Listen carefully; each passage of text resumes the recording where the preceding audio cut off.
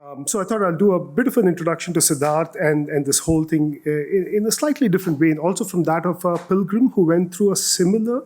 Siddharth's, travels over several years, and you'll get a feeling for how he's put this book together. But when you think about this book, it's all about exploring faith.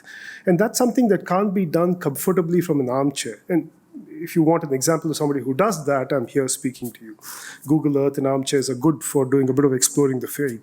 But he sat down to actually walk down the Ganga. There are huge paths that he's traveled himself, right from the source of the Ganga till the point where it enters the ocean, to the Ganga Sagar. And he traverses this entire distance multiple times. First, as a young man, I think almost, or a child, almost being dragged there by his mother. Later, as part of his own discovery of himself and his pilgrimage into faith and trying to discover what does faith mean to him in his life, he does these travels again. But this time, the maturity allows him to look at it very differently. So the book brings together the colors of these various elements as you read it, and we'll try to bring many pieces of this out today. Can faith be both intimate and collective are the kind of questions that begin to be answered. There's also entire pieces around the non-duality, or how do you look at religion? What does it mean, the duality and non-duality of soul and Atman? Those are also topics that begin to come up as you read this book. Along the way, he has blended curiosity, skepticism, and wonder all together. And if you ever wondered how you kind of, navigate the swirling currents of spirituality, economics, and geography, and without capsizing, Siddharth is your perfect guide. He did a wonderful job doing that. His book, Tripping Down the Ganga, is many things: a memoir, a travelogue, a spiritual reflection, but above all, it's a conversation starter, which is exactly what we are here to do tonight. So please join me in welcoming Siddharth as we flow downstream. And Siddharth, if you can start off kind of introducing the context of the book, and also then maybe read passages, and after that we'll get into a fireside chat setting. Thank you, Srini, for that very, very generous introduction, and it's a great privilege. This is the first time I've come to South India talking about pilgrimages across North India, so I'm really happy to be here. That Bangalore is my first port of call. About the book, I wrote it over 7 years, from about 2016 until 2023, when, my journey began about 2015. I was disillusioned with the law. I wanted to do something creative. And, I thought, why not write about my pilgrimages? So how I came to that decision was that in 2015, I went on a holiday to the Angkor Wat. Anybody here been to the Angkor Wat? So you would know it's the largest Hindu temple. Ideally, it was a Vishnu temple before it became a Buddhist one in the world. And I wrote a blog on it for Youth Ki Awaaz, which became quite popular. So somebody said, why don't you write about your pilgrimages? You've been going on so many since you were a child. Why don't you condense that into a travelogue? So initially I thought, I can write a travelogue of my pilgrimages across North India. And then I thought, no, let me try and string it into something more coherent. That was also a period of time when I was arguing a lot with my mother, because as I say in the book, she's somebody who sort of informed my journey and my journey to do with faith and other aspects very deeply. She's a deeply, deeply religious person, very, very ritualistic. And I always resisted that. I said, why do you have to keep doing this? Why do you have to keep going to these places over and over again? You can pray in your own home. But she insisted and she dragged me along. I went to Ganga Sagar with her in 2015. And that's when I started asking people, why do you believe so much in God despite an overabundant proof to the contrary that you see every day? And that's when I started thinking about these things more. And because Ganga Sagar is where the Ganga ends with the sea, I thought, why not string my travels along the Ganga, because I'd been to all these sites before. So that's how I started it. In 2016, I went to Kedarnath, which is the abode of Shiv, and from where the Mandakini stream originates of the Ganga. Then I went to Badrinath, from where the Alaknanda originates, and Badrinath is the home of Lord Vishnu. Then I went to Gangotri, which is just a little ahead of Gomu Glacier, from where the Bhagirathi stream of the Ganga originates, which is the main stream of the Ganga. And then we came down to Rishikesh, which is where our family ashram is. And there, I'd been going there since I was a child. And I walked with the Kavariyas there. I hope everybody here knows who the Kavariyas are. I walked with the Kavariyas there from Rishikesh to Nilkant Temple. And then I come down to the Kumbh Mela. So I went to the Kumbh Mela in 2019. I didn't go for the most recent Kumbh, but I went for the Mahakumbh in 2013. Which, by the way, even at that time, they were saying it came after 144 years. They're saying it again this time. And then down to Banaras. So what I do in Banaras, which is about a third of the book, is I contrast my travels there before Prime Minister Modi built the Kashi Vishwanath Mandir corridor, which changed the landscape of the city. And then I also speak to a lot of Babas, Aghoris, backpackers. I speak to the Nagas as well in Prayagraj. And then finally, Ganga Sagar, which is me revisiting that journey through memory. I did not revisit it in person. So everywhere else is sort of moving backwards and forwards in time, where I'm talking about my present journeys from 2016 until now and contrasting them with my previous accounts in the late 90s and the early 2000s when I went as a teenager and as a young man in his 20s. So that's the basic sort of précis of the book, if I could put it that way. I thought maybe I'd read a little bit, to give you a flavor, because one, there are lots of themes running through the book, but one theme is mother, right? Because this whole journey started because of my mother, because of mummy, and it's me trying to get to faith, sometimes resisting it, sometimes giving in, and also talking about what it means to everybody else that I meet on this journey. Because we live in a deeply, deeply religious country where faith encumbers everything. Just on my way over here, the taxi driver, we crossed a church and he did a little a cross. And I said, when you cross a temple, we would do a pranam. And these things, you start noticing them. And then when you ask people about their own beliefs, you see a commonality, but you also see some differences. So what I say in the book is that I habitually believed in God, but I didn't believe in God like my mother did or so many other devotees did. I didn't understand what faith meant to me, but I knew it meant something because I wanted to understand how our beliefs mold truth and how our oral histories shape our worldview. So if I could just read a little bit, this is a flashback to the mid-90s. If you remember, there was a day in September 95 when the gods were drinking milk. So it's a memory of my mother, and this will sort of set the tone. The book is got serious bits, but it's also humorous. So this will sort of set the tone of how it flows. It is September 21st, 1995, and I've just got home from school. The phone rings and I pick up. Mummy's breathless voice on the other end. Beta, the gods are drinking milk. Go to the puja room now. I went to the temple this morning. What? Hold on. I switch on the TV. There are excited reporters, euphoric worshippers. The news is everywhere. There are long lines at temples all over Delhi, all over India. I take a spoonful of milk and hurry to the Ganesh statue in our living room. It is stony and unresponsive, and I feel ridiculous. I turn to the phone and tell Mummy to stop bothering me. No, go to the gods in the puja room. She is insistent. So I do. And this time, as I place a spoon of milk before Lord Ganesh, I can feel my eyes widening in my head. The sphere of white quivers, then shrinks and shrinks further until it is a pinprick all gone into the receding depths of the elephant god's trunk. Seeing is believing. I call Mala. We feed the gods again. The story began that day with a Delhi Pandit offering milk to Lord Ganesh. He had had a dream, people said. The word spread quickly so that by noon, gods all over India were doing the same thing. And by late afternoon, the phenomenon had spread to Hindu temples in the UAE, the UK, and Canada too. It was only by the evening that the scientists and rationalists weighed in. They said the miracle was nothing. It was a result of capillary action. The surface tension of the milk pulled the liquid up and out of the spoon. Commentators put forward cogent arguments about group mentality and mass hysteria. and called the day a communication miracle. One news channel even showed a man performing the same trick with a doll. When I saw this, I felt a little deflated, but also lighter. What did Mummy think? You can guess. She had seen the extraordinary.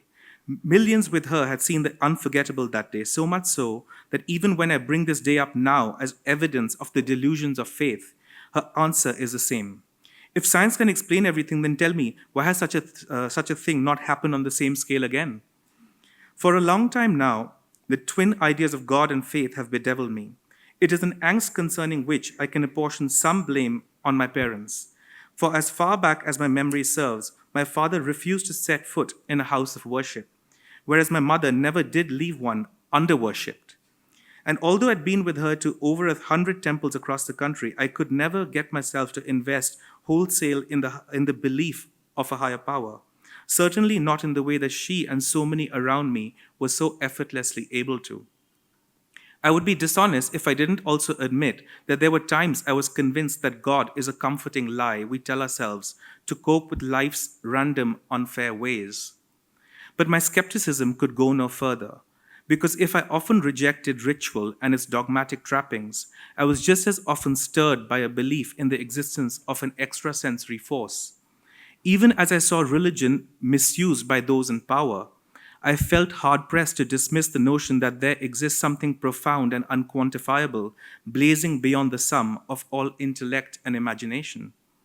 And if such transcendence was indeed real, then maybe, just maybe, if I could get even a glimpse of it, my pursuit of God would be worth it, I thought.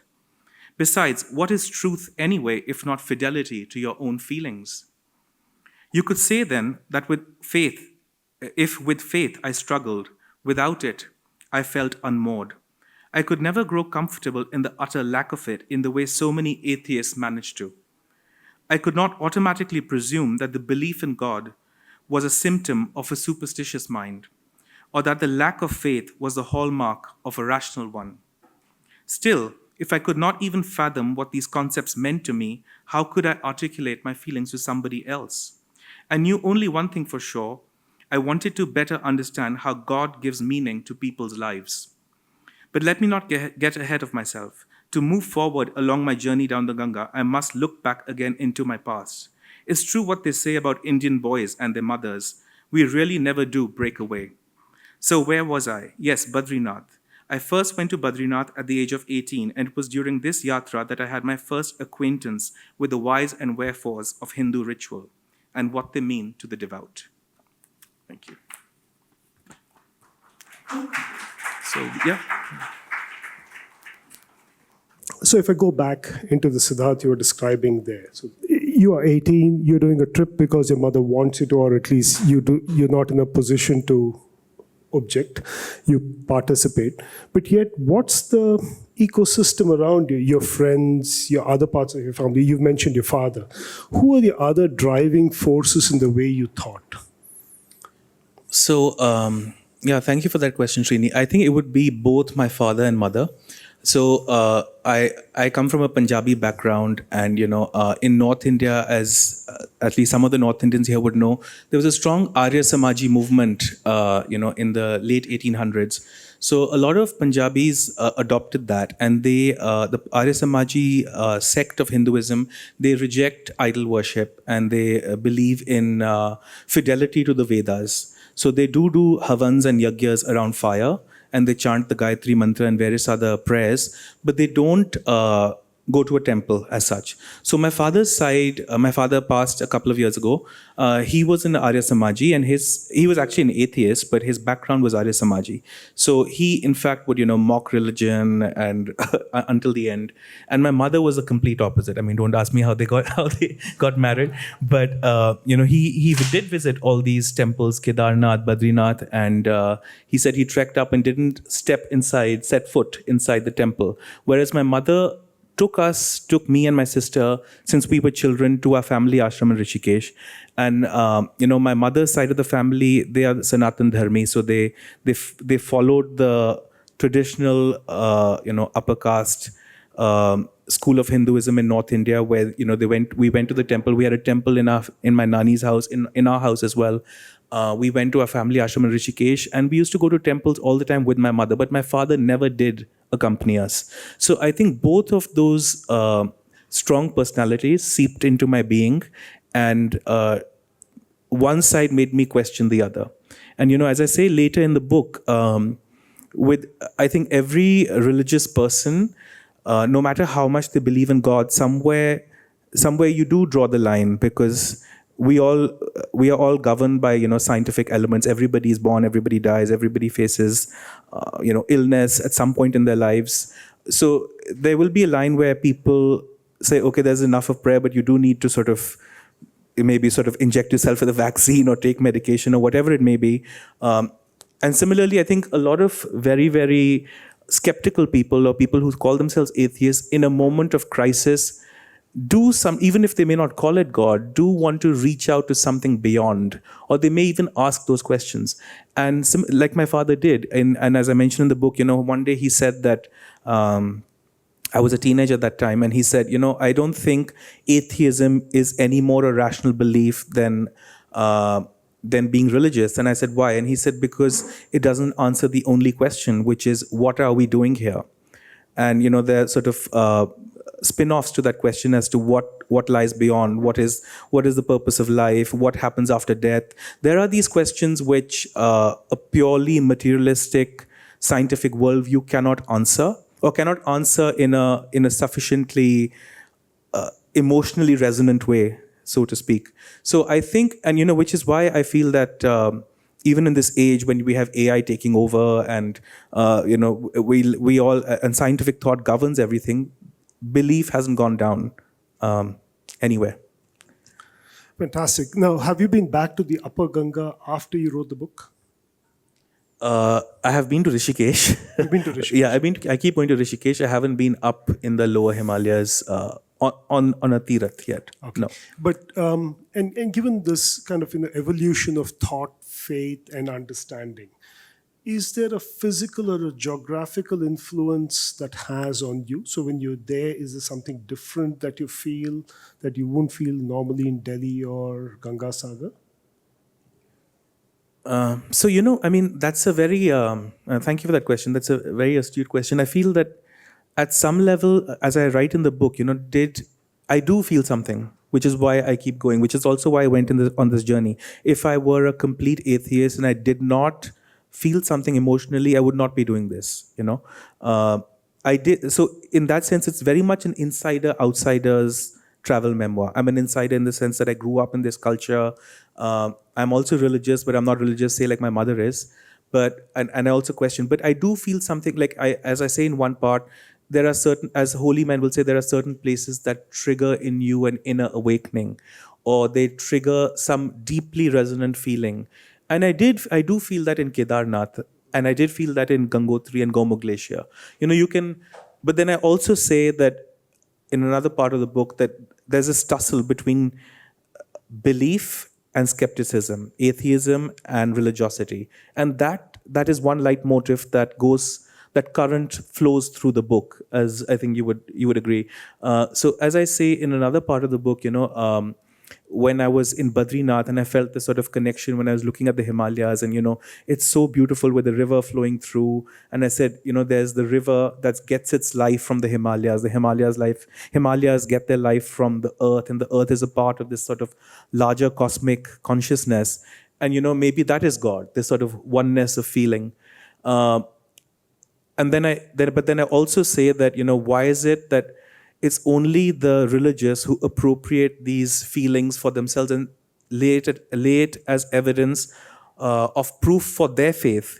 And, which is what originally in English, the word epiphany was originally referred to the manifestation of Christ. But we all feel an epiphany. You could feel an epiphany by, when you see the sunrise, or when you see, a beautiful ocean, you look at the view and you feel some sort of connection with nature and something beyond yourself.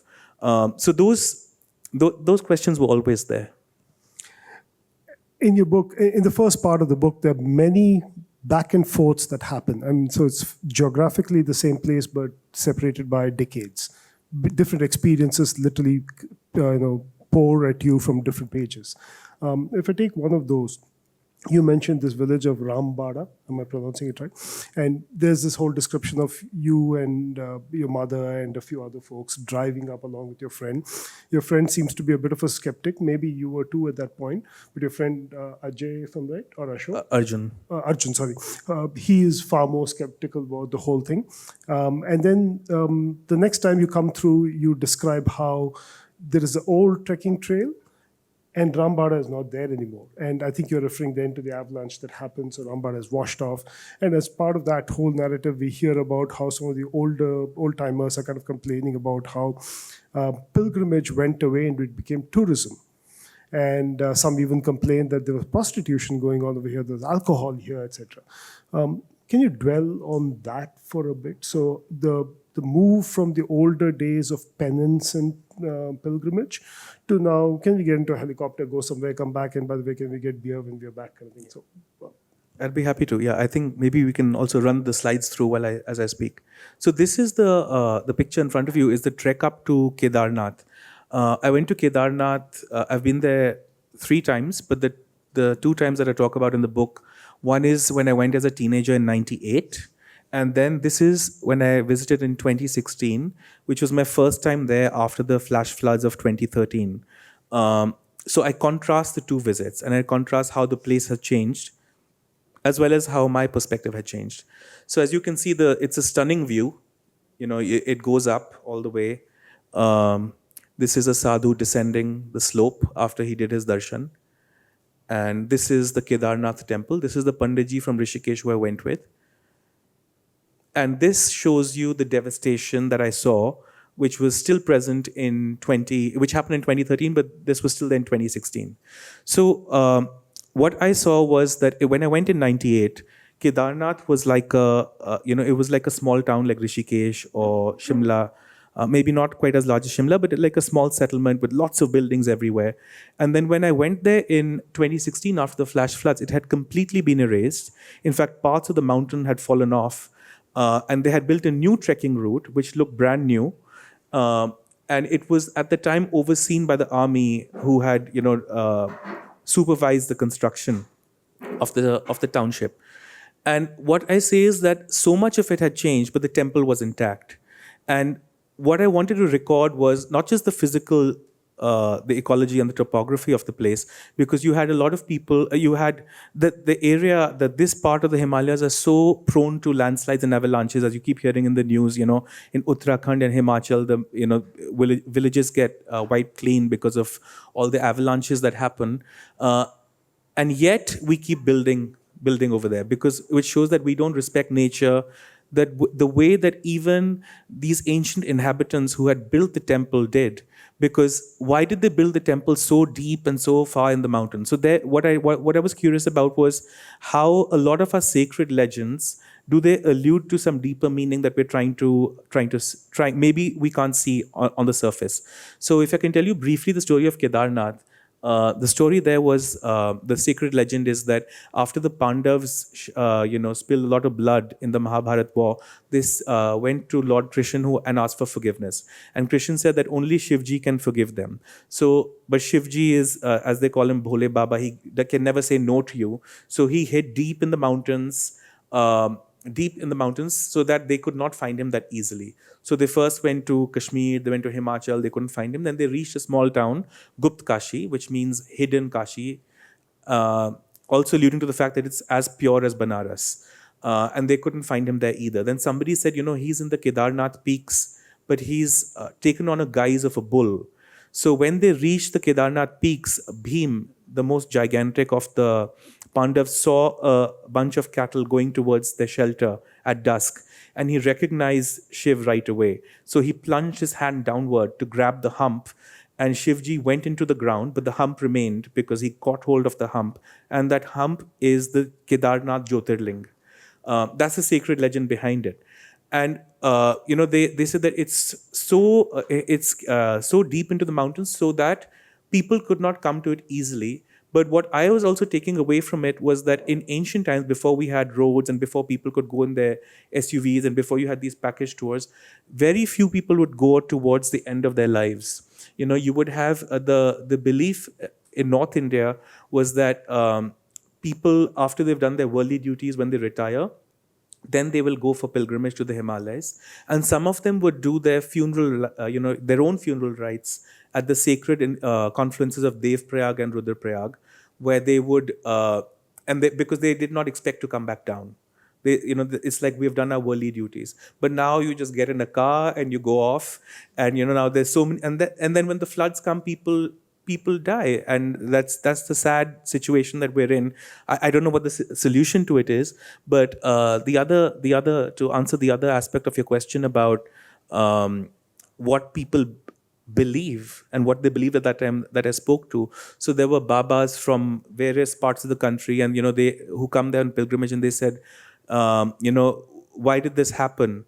And they said, this happened, Shivji released his apocalypse, his pralay, because we did not respect these peaks, and because there were people coming here for a honeymoon. And then somebody said, prostitution was happening. So of course, Shivji got angry and he did his tandav of destruction. As to whether that's true or not is not for me to say, but I've put all these various, interviews and conversations down and let the reader make of it what they will. Yeah. I hope that Amazing. Now, the question also had another layer to it. You said when you go there, you feel something.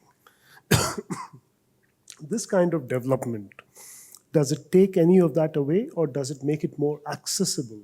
And I'm using you as almost a representative of many of us. None of us are at the point when we should be walking up in our one-way ticket. Yeah. So how does that happen? Yeah. So thanks for that question, Srini. So, that I think that's a very important point. So one more thing that I really explore in this book is my privilege as an upper caste Hindu man, because, I think most of us sitting in this room are privileged, and we sometimes tend not to, we find it difficult to see beyond our bubble. And, I explore that, for instance, in the Kavadiya chapter, where I talk about how at least the press in North India and Delhi, paints the Kavadiyas as hooligans, and, they block the roads and they take over traffic, etc., which is true. I don't deny that aspect. There is hooliganism that comes along with that, with that yatra. But that's not the only thing, because there are lots of them who go on these pilgrimages with real bhakti, with devotion, and they come from far-flung areas of Bihar, from UP, and they come because then it becomes also their form of holiday, their excursion, their sense of community and belonging. As to that, the other question which you mentioned about the development, in the Gangotri chapter, in fact, I spoke to farmers who had come from Chittor, from UP, from towns that I hadn't even heard of. And they had come, I asked them the same question. I said, don't you think that now with all this development, there are all of us coming here, and in ancient times, only few people would come, and there was some sanctity to this. Now you just get in a helicopter. For Kedarnath, you can even get a helicopter. When I went, it was about 2,500 for a one-way trip, which is not all that much. And they said, that's easy for you to say. This is what the farmer told me. He said, because the buses are there, we can come. Otherwise, we couldn't come before. So that shows my own privilege. There's that on the one hand, but on the other hand, they can make these pilgrimages, they can make these outings, these excursions, which they couldn't before. And they do. So I asked him, did you get what you got asked for?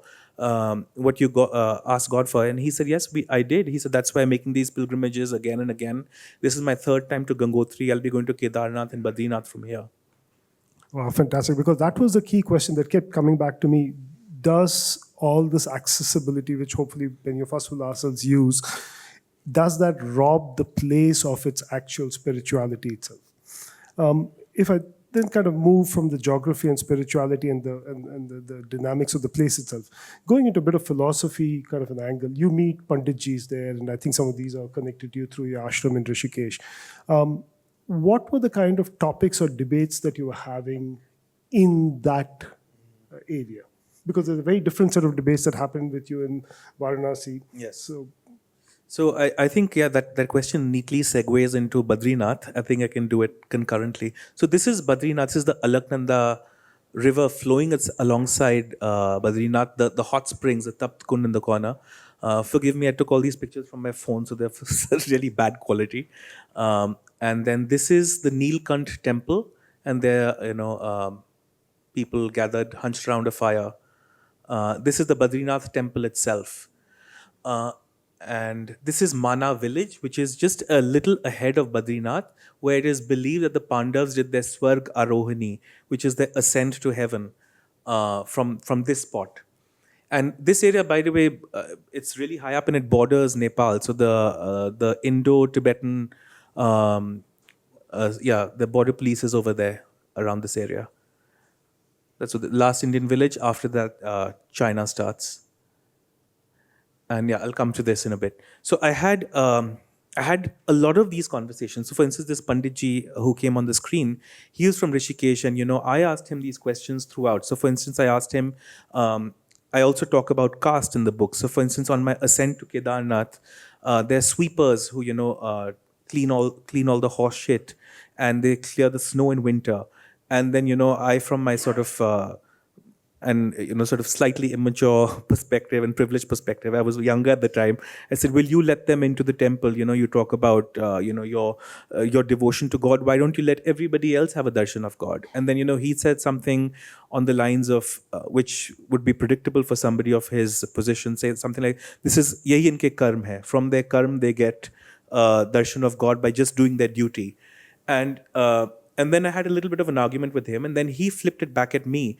And he said, "You tell me, you talk about caste and all this. Would you do a puja done by a sweeper who's learnt all the scriptures?" And that shows my own hypocrisy, right? Like we can talk about it, but we are part of that system that is unequal and that perpetuates that inequality. And so somewhere you have to be honest and talk about yourself there. And so there were these sorts of conversations throughout. Then later in the book, later with him, he also talks about, how there are these duties of a man. First, he's a student, and then he adopts the mantle of a householder. And this is what our shastras say. And our shastras also say that, dogs and cats have relations only during the mating season. Human beings break all the rules. And, and then I was thinking about this, and I said, he's saying all this about the structure and order to life, and that gives people a lot of sort of a set code to live by. And he's a Hindu priest telling me this. Similarly, an Islamic Maulvi or a Christian priest would say similar things about their faith, and that shows you how the commonality between faiths also. So I started asking people these questions and married it with my own introspection and research and tried to find something of value for the reader. And then there are many other conversations I can go on about it, but since we're speaking about Panditji, I asked him also about, I went with him and a backpacker from Germany. So the sort of the juxtaposition between a Western backpacker, a very, very traditional priest, and me, who somewhere in between, was led for very interesting conversations. And so the backpacker asked him, "Is Vishnu superior or is Shiv superior?" And he says, we can't answer that question straightforward. And then the backpacker says something like, I went to Gomukh Glacier, and he was this very open-minded chap, maybe only 17 years old, wanted to learn about Indian spirituality, had trekked to Kedarnath, had been to Gomukh Glacier, and he said, I felt a oneness with God when I could see the mountains, and I could feel like some unity between me and nature, and that was God, and I could not. I don't know why people were going crazy around that rock, and by rock he means the Shivling. And so I said, okay, the Panditji is now going to flip. But then the Panditji, he said, don't they see God as a man on the cross? So it led to all this sort of interesting conversations through the book. Yeah. And you also talk about a Panditji's story of where he ran away from home, Yes. then went back home, and again decided that's not where he should be. And he's a little boy, about 5 or 8 years old at that point, from what I gather. And so he comes back and then becomes permanently a Panditji. Is this a fairly common story you see in that area? You see a lot of people who've run away from home, and are they finding something that they could not find regularly? So, thanks for that question, Srini. So, that is, as I explore later in the book, a lot of, I felt that a lot of a lot of people, like the Pandits and the Sadhus I spoke to in Rishikesh, even in the Kumbh Mela and later on, I felt a lot of them had been drawn to this path out of poverty and out of, but not just poverty. Because if it's just poverty, there are other ways to sort of find a sense of community. But there was something beyond that some of them wanted to seek, but it wasn't just that. For instance, I met in the Banaras section. I spoke to the Aghori Babas, and we can talk about that later. But there was one Baba Lingaraj who was a mason, a daily wage laborer, and he said that Shiv came to him in a dream, and he told him to go do penance in Manikarnika Ghat. Manikarnika Ghat is where the dead are cremated in Banaras, and for me, I mean, observing him, I thought it was clear he chose this path out of poverty, because he said he had a financial problem, his father did, and he evidently looked emaciated, and it was clear. But it's not so clear with many others. There are saw very well fed babas at the Kumbh, and some of them said, we're going to continue studying. Who says that I should stop studying after taking up sannyas? So you had a whole spectrum of them. Speaking of this particular Panditji and another Swamiji from Rishikesh, I can tell you another sort of Swamiji story, which is the head Maharaji who my mother looked up to at our ashram in Rishikesh. And his story was that he was born to a very wealthy family in Rajasthan, sometime in the early 20th century. And they said that he was so wealthy that as a boy he wore clothes with diamonds for buttons. And then when he was about maybe 7 or 8, his father was murdered by his uncle for money. So he fled his home. This is, of course, what I've heard from my mother, who's heard it from somebody else. It's hearsay. He fled his home. He went to Banaras, and he went to a hermitage. He went to an ashram saying that I want to take up sannyas. And the sadhus there said, you're too young for this. You have to wait until you're 18 to become a brahmachari. So then he waited there, and he went into an orphanage. And when he was 18, he found a guru, and that guru said that, yes, you are an extraordinary child, you're extremely intelligent, but the guru for you is not here, but in Rishikesh. So because this boy had seen this injustice in his house, his father was murdered over money, he vowed never to touch it. So he went facing many hardships by train and walking, and reached Rishikesh. And there he got into an ashram. And so, I was also trying to capture the sort of these codes that pass down through oral tradition and folklore. Like sadhu not touching money is what a lot of us may have heard about, how that makes a lot of sadhus more, have more siddhis or more powers if they don't touch money, if they're more sort of pure. Then you also have other sort of traditions that are passed down through this oral tract. Amazing. And I think we're getting ready to go into the Banaras and the Prayagraj section. But are there any photographs you'd want to show? Yeah, I'll just quickly go through these. This is in 2015. This is the Bali festival, the Kulu Dashera Mela in Kulu. So if I can quickly talk to you about this, it's fairly interesting. So this is around the time I began my journey. In 2015, the Himachal High Court had banned the practice of Bali or animal sacrifice in Himachal Pradesh. In Himachal Pradesh, in this area, and in parts of Nepal, they used to do animal sacrifice and then offer it to God, and then consume the flesh as prasad. And it's a mountainous area, so they do eat meat, a lot of them. So at that time I thought, why are they doing this? It is a barbaric practice. And then I spoke to the Raja Maheshwar Singh, who was the Raja of Kullu at that time, and I asked him. I said, "Don't you think it's barbaric?" And he said to me, he said, "Does it become barbaric for you just because we offer this to God first? Because how is what we do different to what a butcher does?" And I felt there was logic in that. Why is it that ultimately it's consumption, it's killing for consumption? And he told me a very interesting story, which if I can quickly narrate. I will go off onto segue so you can rein me in. He said a sadhu who pained after learning about this came to him, and he said, if you have to do this, then cut me before you cut any animal. And he said, if I cut you, then I will have sinned, and plus I can't consume your flesh. So these were interesting stories I wanted to record, and what got me more curious about going further and further down this journey. Actually, in that very story, when the story ends in the book, there's this loud crack of a noise, and I think eventually when Yes. you or the sadhu goes inside, they find a broken coconut. So it Yeah, looks there's a like the coconut, Bali not, did not an happen animal. there.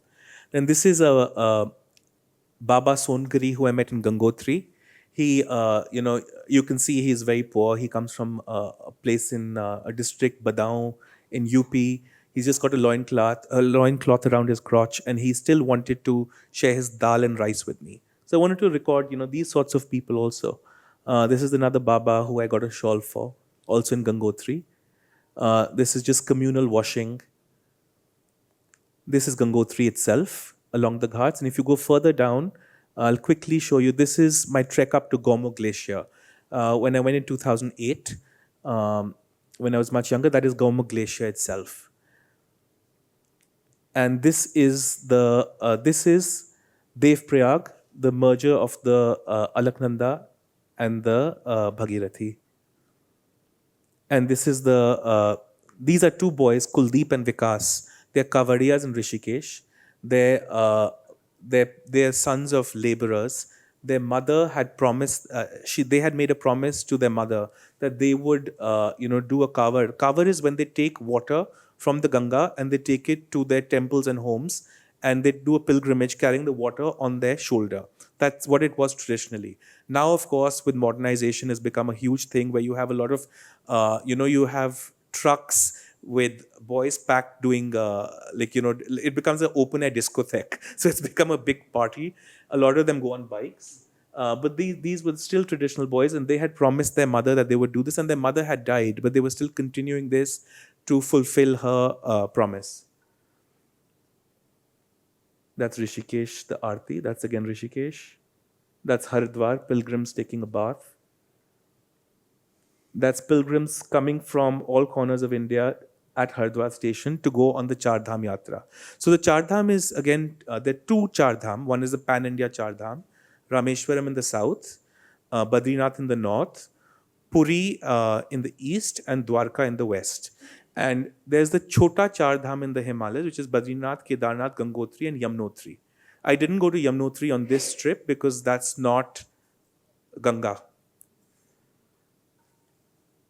And that is the Kumbh. We've come down to the plains.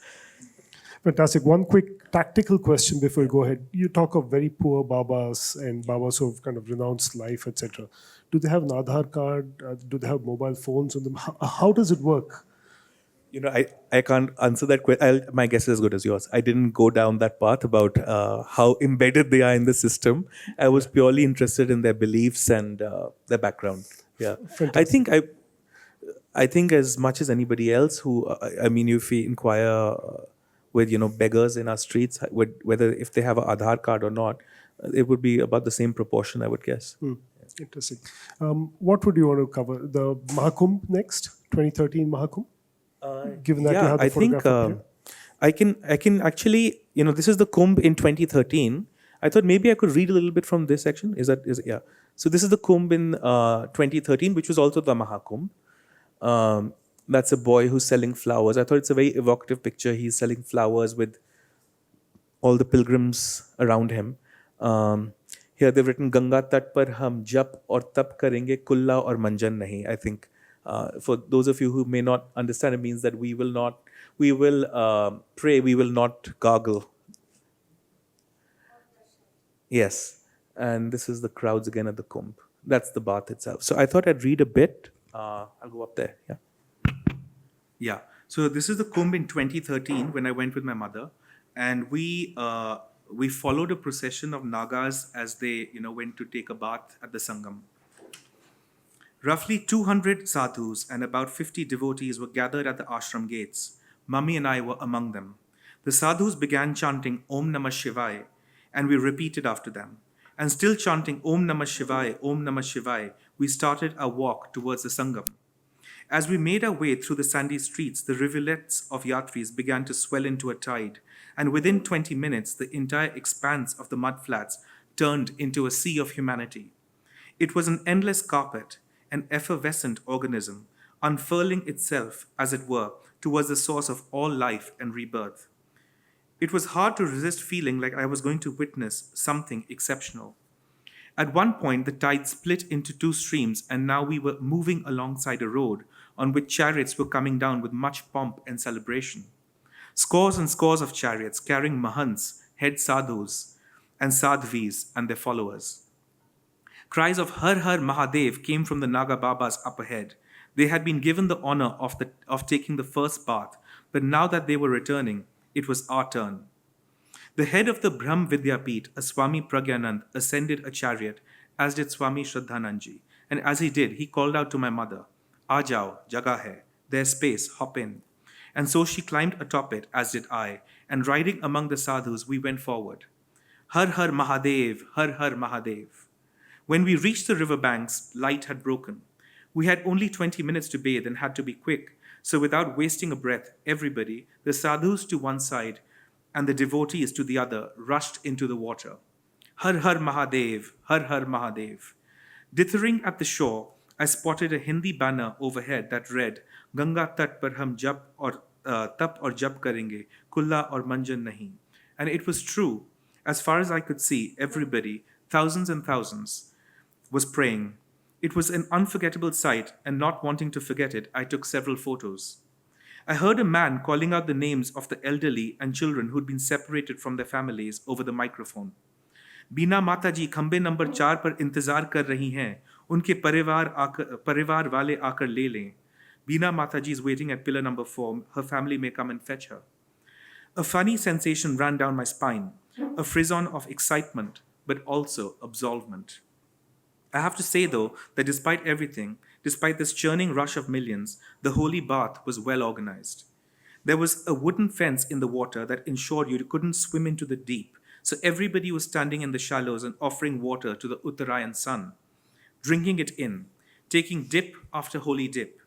There was room for everybody, and there was no pushing and shoving.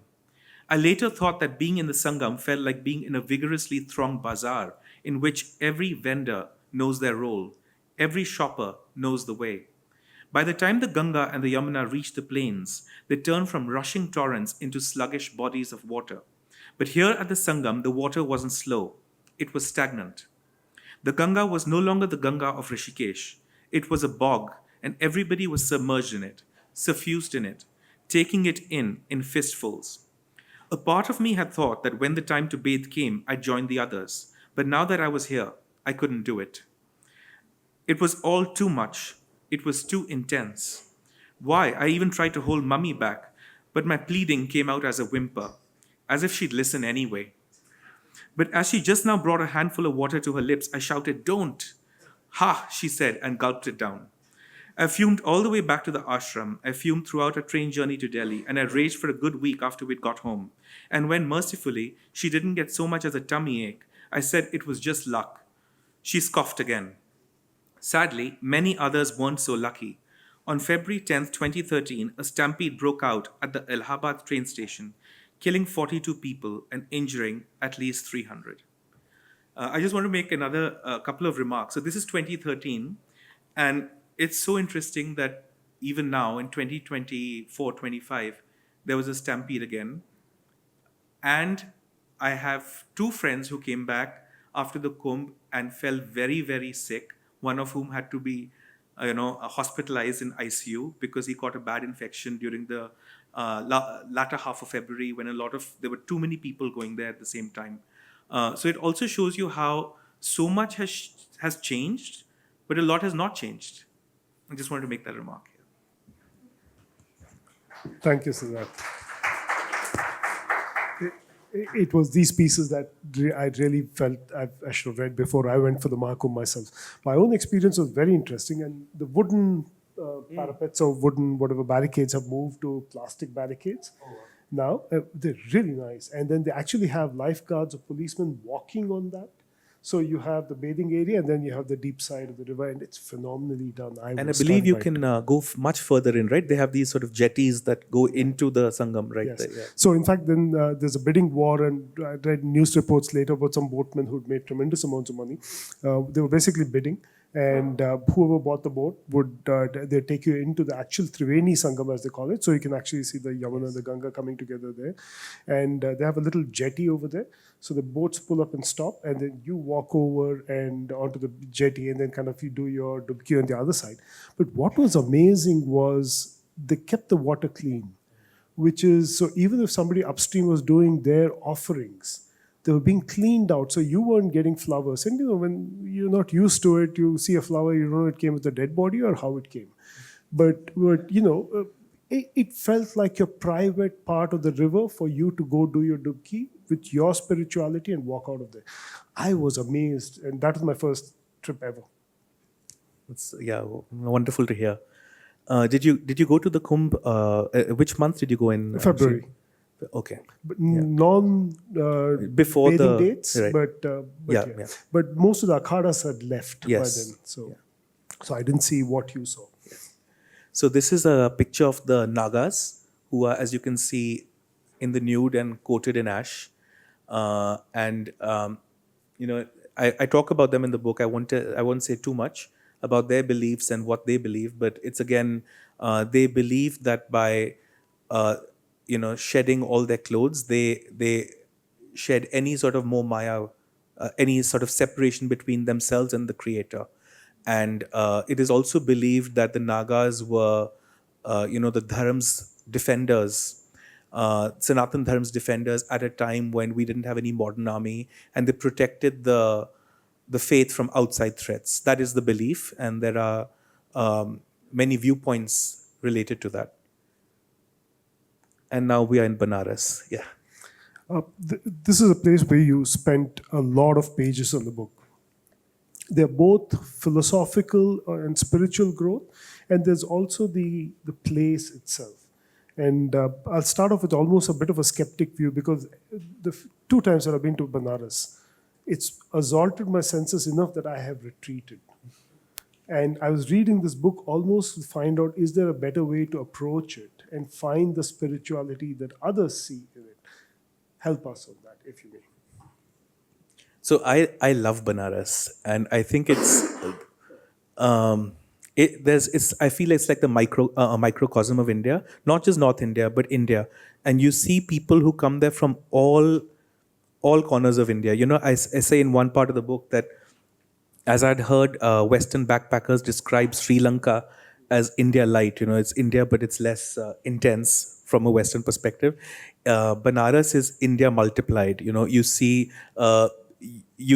a corpse of a monkey floating in the river, and you'll see people bathing not far. You'll see people burning their people's bodies being burnt at two ghats, Manikarnika Ghat and Harishchandra Ghat, which I was surprised to see. Now they're trying to sanitize it, so they're building a cordon around it.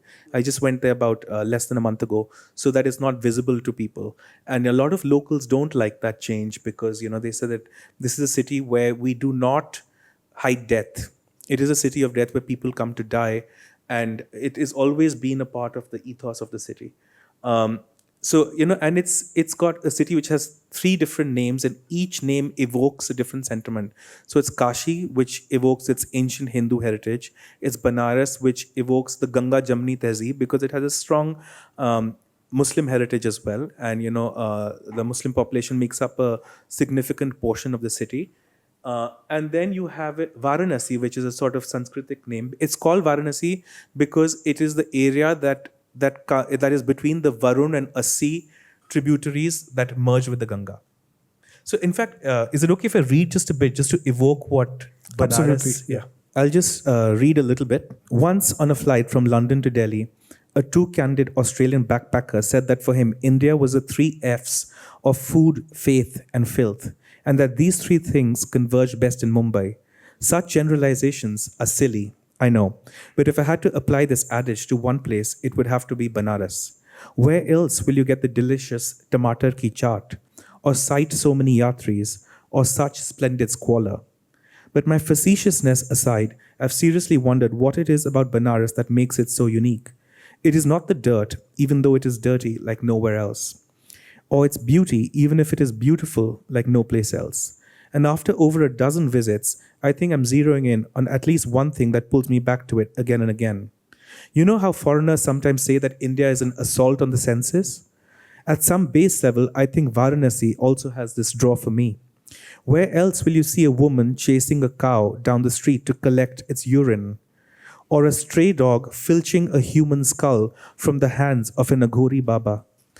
Or a butt naked white tourist getting a body massage on the ghats while pious sadhus take a dip in the Ganga and you spot nearby, floating in the water, the corpse of a monkey, all in the same day. And just when you start getting nauseous with the dirt everywhere and think you've had enough of this shit, the next morning you see the most uplifting sunrise in years. First, the sun is a little red ball rising up from the edge of the dusty plains across the Ganga, wooden boats breaking the river's silken surface like rousing dreamers. Then it is a big halo to which the devout offer ablutions in solemn Surya Namaskars. And then it is a blinding fireball powering a manic city. And if you admire the scene long enough, you might even spot the odd bird impressed by it as it lifts its head out of the water, a wedge of carrion in its beak, before it flies on and away.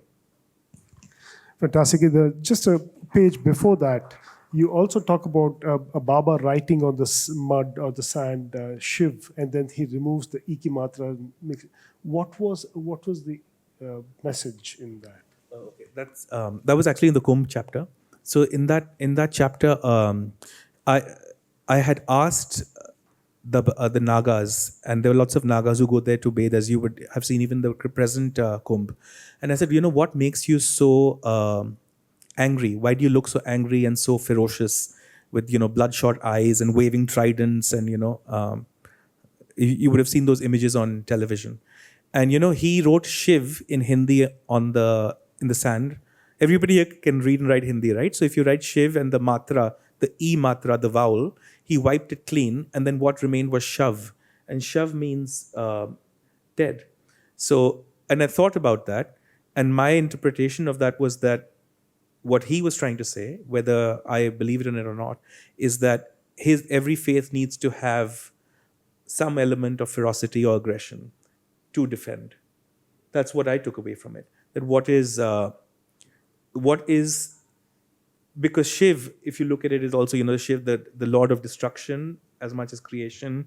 And he has a Rudra Roop, a ferocious Roop, as well as a calm Roop, Ardhanareshwar, with, sort of convection of all the genders. So he was referring to the more aggressive form, is what I understood. And what he was trying to say was that this is why you need the Nagas, and this is why you need them to have this aggressive persona, because they defend our religion from outside threats. That's his belief, yeah. Fantastic, thank you.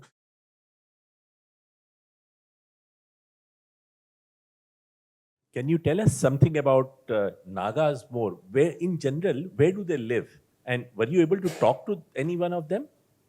So the Nagas, from what I understood, I did speak to them in 2019 and a little bit in between. They're very elusive, and as they say, they're dharma's defenders, and they live.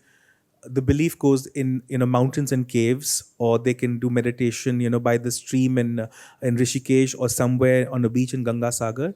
But what they believe is that they all come together during the Kumbh.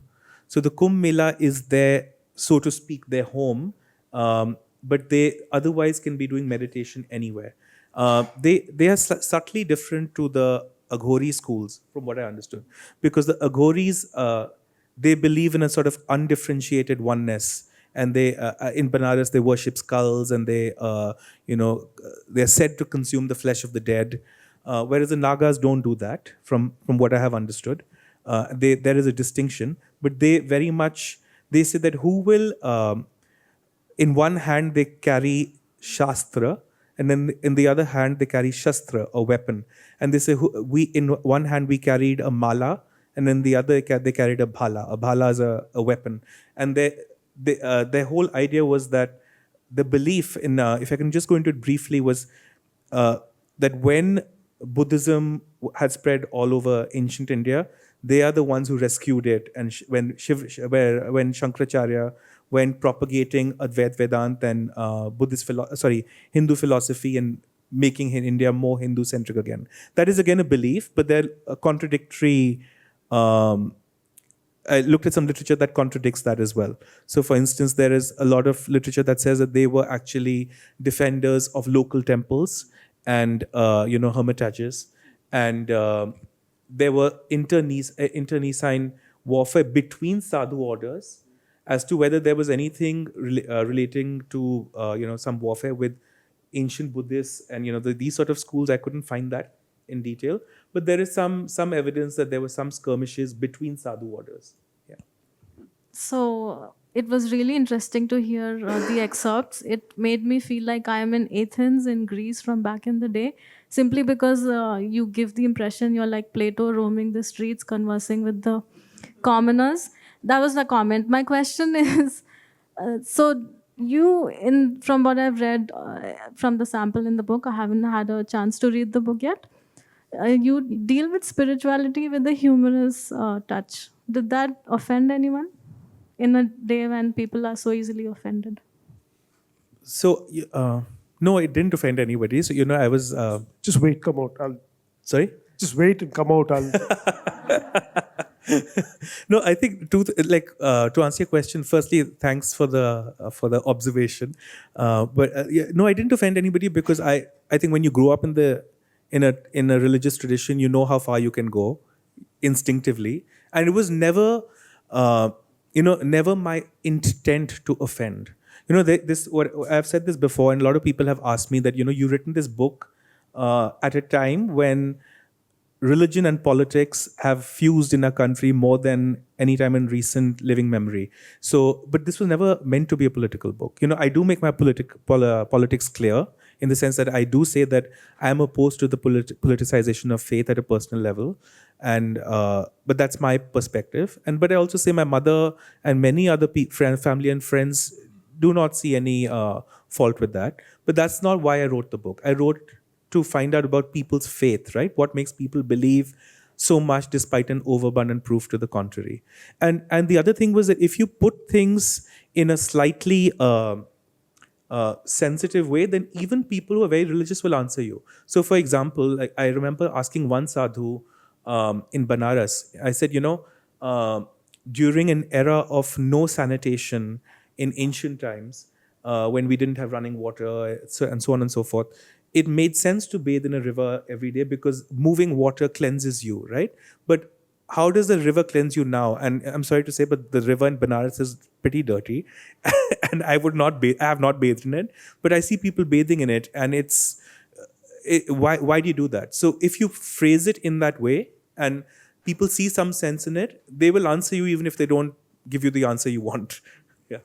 Thanks for sharing the flow of the book. I'm yet to read the book. What I'm getting a sense is that you are using skepticism, question and answer, as a tool for you to explore the matter that is there in question. And it is also a very prevalent tool that is used in our ancient scriptures, be it Upanishads or Gita, right? Where you ask questions and seek the answer. But at the end of the journey, you find the truth. That's the whole journey about and asking the question.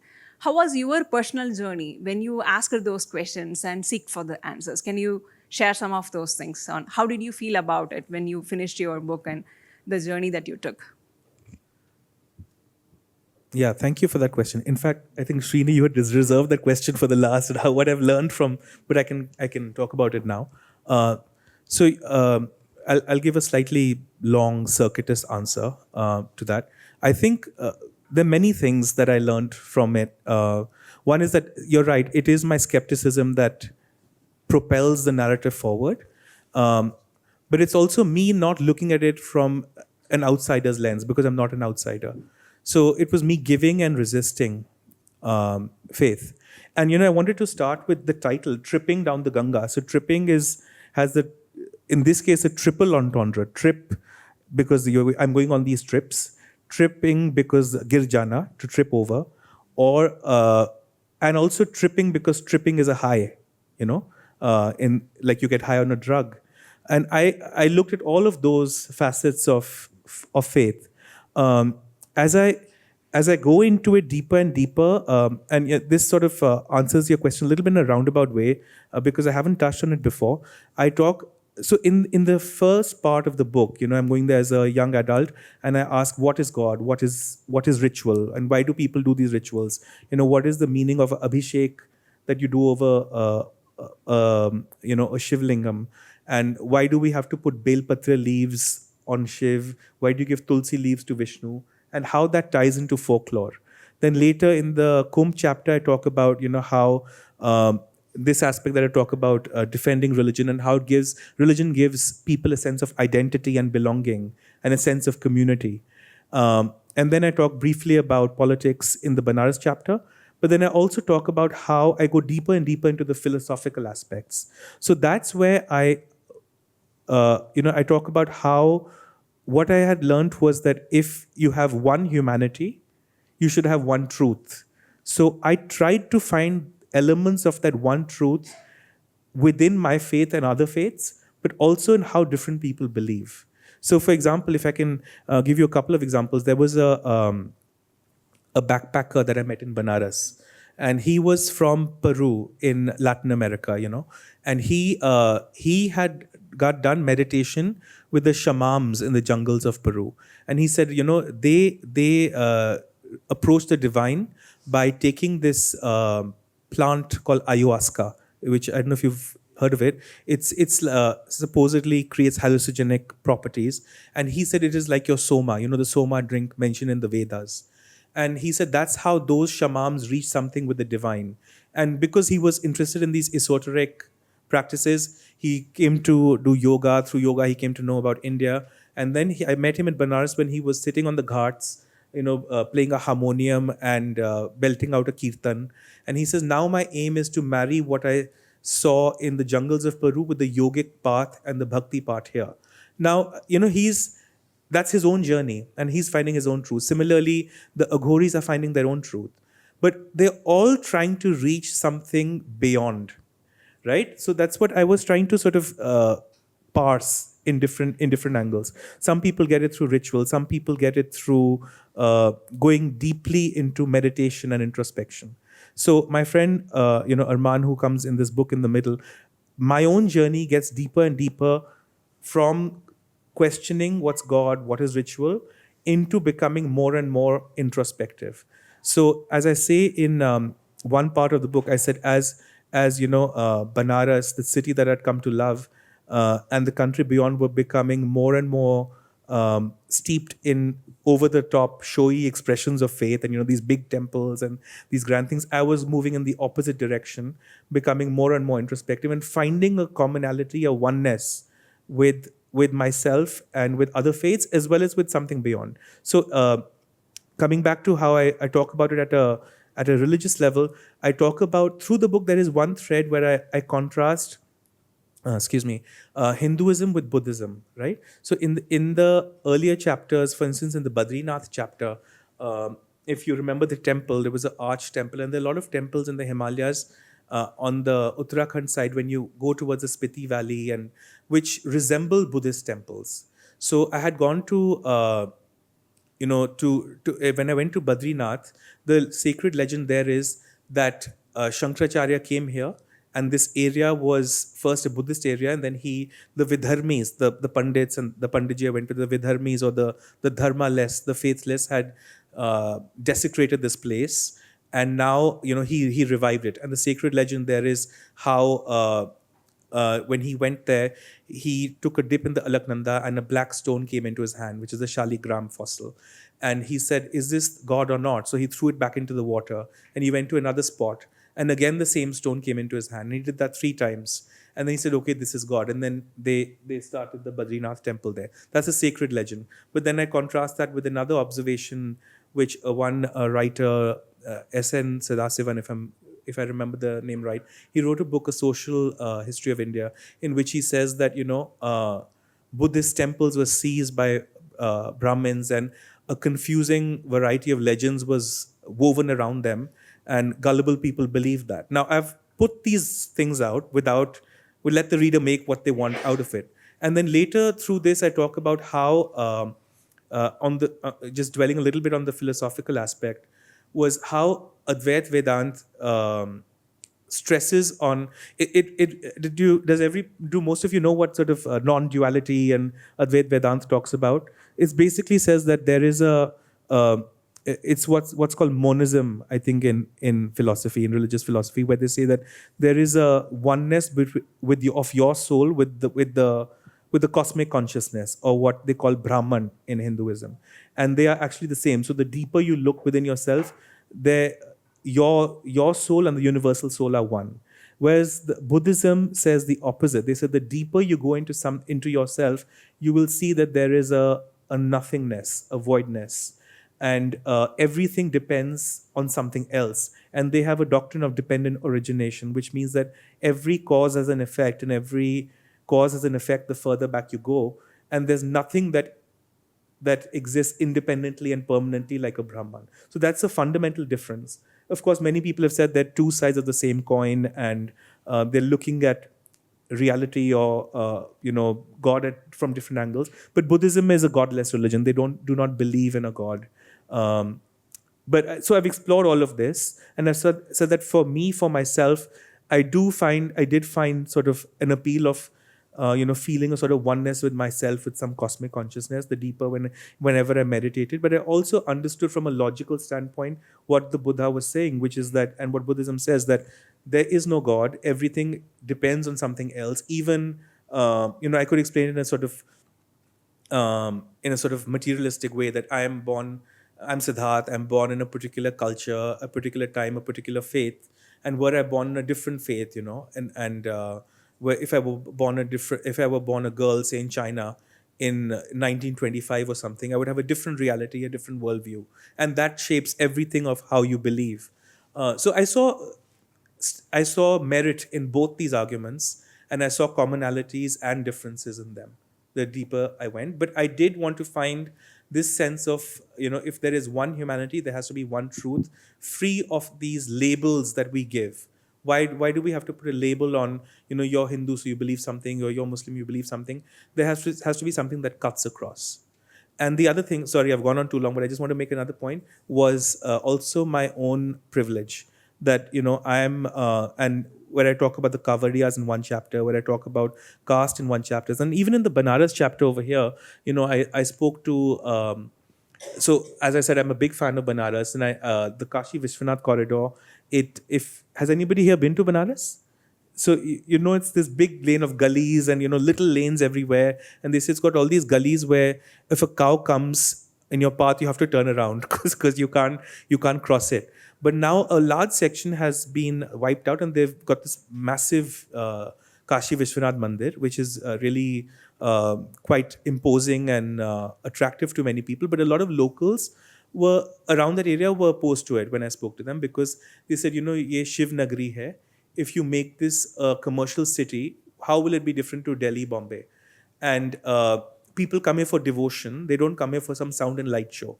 So I saw these different sort of views that people had on faith and the commercialization of faith as well. Great answer, by the way. So I'd like to focus on the word tripping and the third entendre that you alluded to, which is obviously the use of cannabis, and that being Lord Shiva's arguably one of his favorite plants. But I'd like to know if you've thrown some light on its apparent free-flowing usage throughout the circuit from the Upper Himalayas through Banaras, and also that with your background as a lawyer, I'd like to understand how you see the juxtaposition of its use, right? Its ambiguous status in the legal system, but it's almost pious and very free-flowing use in the religious circuit.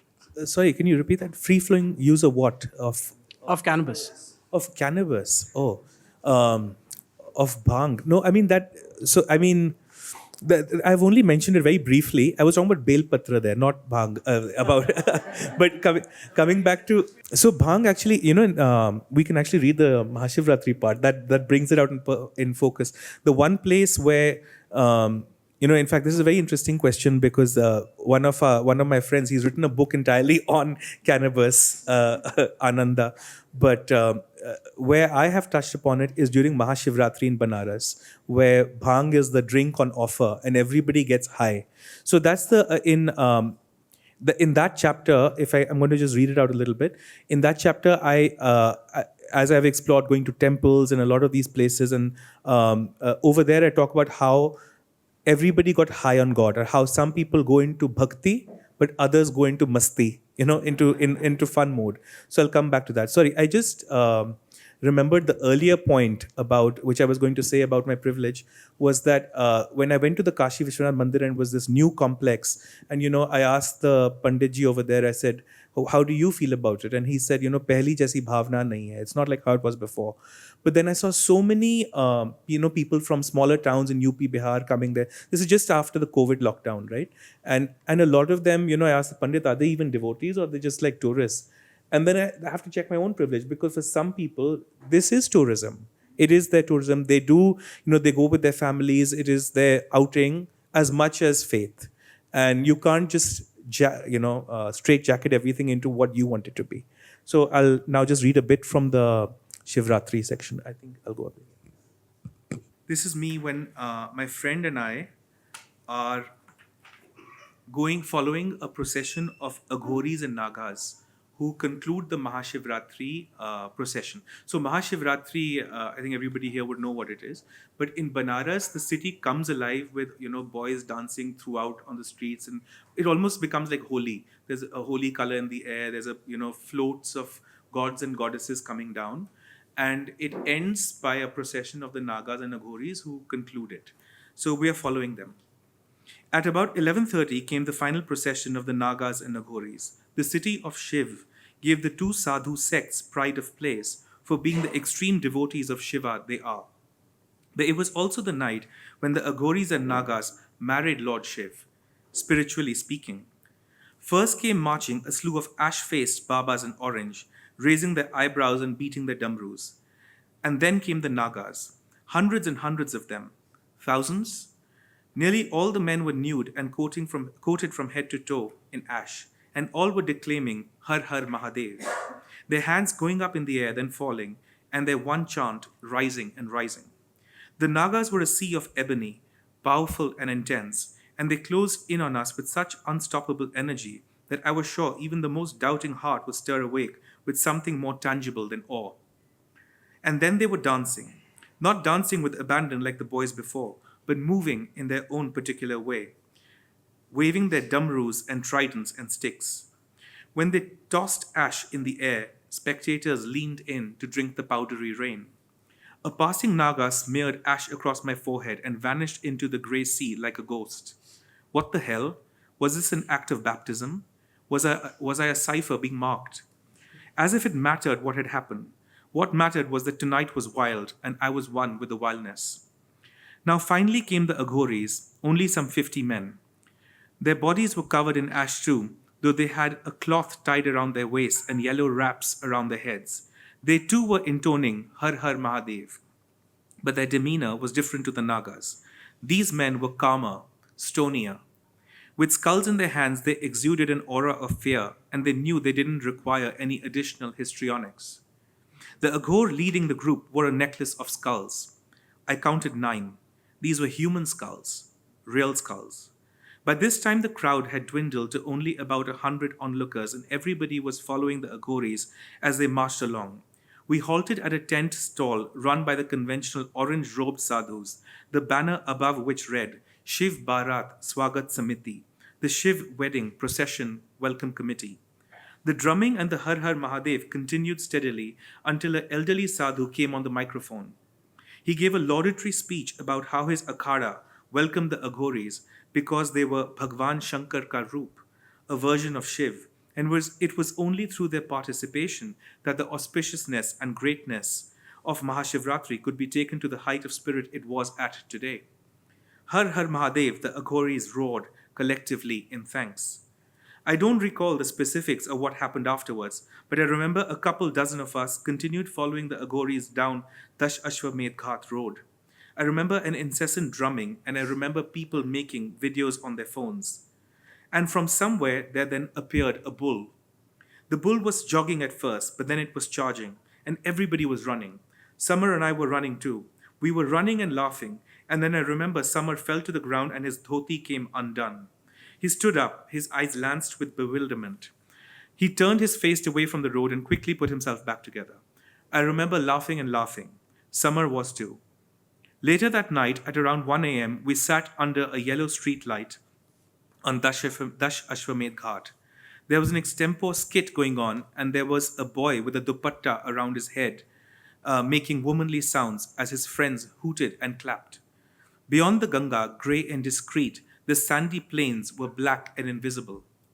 The effect of the bhang had worn off, and I was thinking just how amazing tonight was, just how full of both masti and bhakti. Only in this city and on this night could everything traditional turn on its head. Orthodox sadhus bowing in submission to men who drank from skull cups. Men dressed up as Shiva openly drinking bhang. Men dancing as women. It was a night of complete clarity and obfuscation. A night that at once maintained and blurred the old order. So, I said to Summer, savoring the cool air with my fingertips, what that Baba said and your experience? What do you think? Like, do you have a takeaway? Summer was admiring the performance with a look of glee. He turned to face me. I am happy right now, Sid, he said. I get a good feeling here. What more should I say? So I have two quick questions. One about the moment where you took your mom to the 2013 Mahakumbh, and you said that it was too much for you to handle, and you stopped before you took the plunge. And that's something I wanted to hear a little bit more about. The second is just a comment on, and you might choose not to answer this, but at the end of your journey, because I myself, I identify as atheist, but I find myself leading a lot of my friends to Tiruvannamalai temple or to Harmandir Sahib Amritsar. And I like to see a difference between religion and religious practices, the latter being very pronounced in Tiruvannamalai and the former in Amritsar. I wanted to know if you, from your childhood and your parents being either sides of that coin, do you find yourself leaning a certain way at the end of writing this book and at the end of your journey? And of course, the other question, please.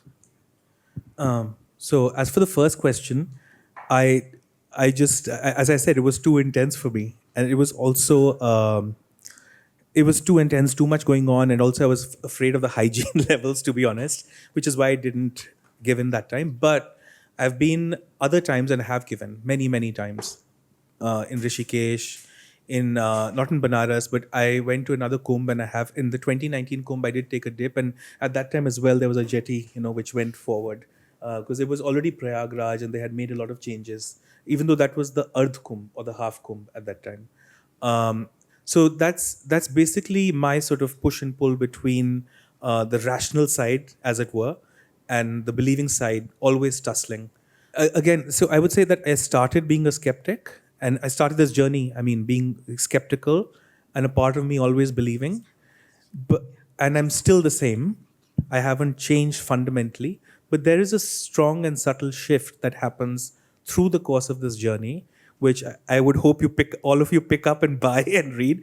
But to be brief, one was that I became less judgmental of people who do rituals even. Because as my mother said, for example, she said something like, initially I would say, why are you doing all this? What is ringing of bells and puja and bhakti? And, even like she does, my mother does a lot of puja, 2 hours in the morning, an hour in the evening with all the shloks. And I grew up in that tradition.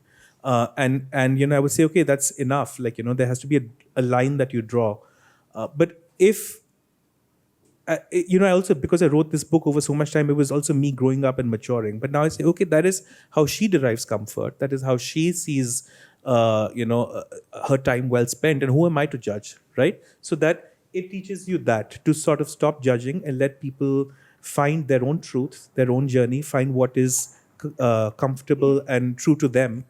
And at the same time, also have a strong sort of rational side in my brain, which at least for me tells me that this is where I draw the line. As to where people make that decision for themselves is up to them. I just had one question. I'm going to use my privilege to ask the last question. This was, when your book came up, there was a lot of debate about it within our team, in the committee as well.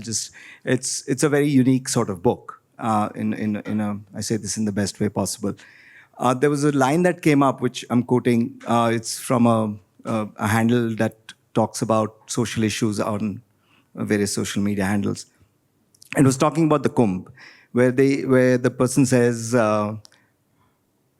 where the poor trade desperation for hope, washing away their sins that they don't remember in search of a future they may never find. Just given the fact that you spoke about your own privilege also and reflecting upon that, and the number of people that we saw flock to the Kumbh this year, at least it was covered a lot more, I suppose. And in a country where so many people's lives don't really change in their lifetime, do you have a comment or a reflection on why faith doesn't diminish? Yeah. So, the one thing, Karl Marx said, which I quoted to my mother and I put in the book, as I think all of you would have heard his famous quote about how religion is an opium for the masses. And, that's often quoted, but he had a far more nuanced view on faith and religion. And they don't quote the other part where he says, it's the heart in a heartless world. And that is very important. It is a heart in a heartless world. And I think one point where I really saw that was during COVID, And as I say in the book, during COVID, you would have thought that the belief in God would diminish in where you have to use hand sanitizers and, all the vaccines and social distancing and all that. And, it didn't. During COVID itself and soon afterwards, the Kashi Vishwanath Mandir, Tirupati in the south, received far more devotees than they did before the pandemic. During and just after, which shows something of the tenacity of faith. And if I just want to make 2 points in closing. One is that, there's a quote by Epicurus that I put in this book, where he says that if God is omnipotent, then why does he produce evil or bad things happen to people? And if there is evil, then why do you call him a god? Because he should only do good things. And there is that contradiction. And then why call him a god at all? And yet people do, because and then I'm going to quote one part and I'm paraphrasing, so it's not verbatim, but there's the Nasidya Sukt in the Rig Veda, which says that, there are these questions that we all have.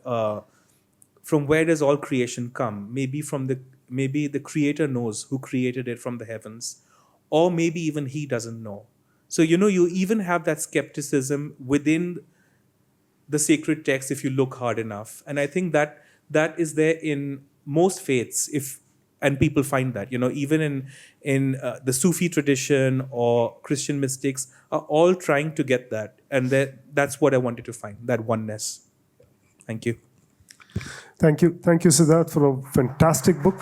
Thank you for a fantastic conversation with pictures. Thanks. And thank you very much for coming in today to the BIC to speak to us.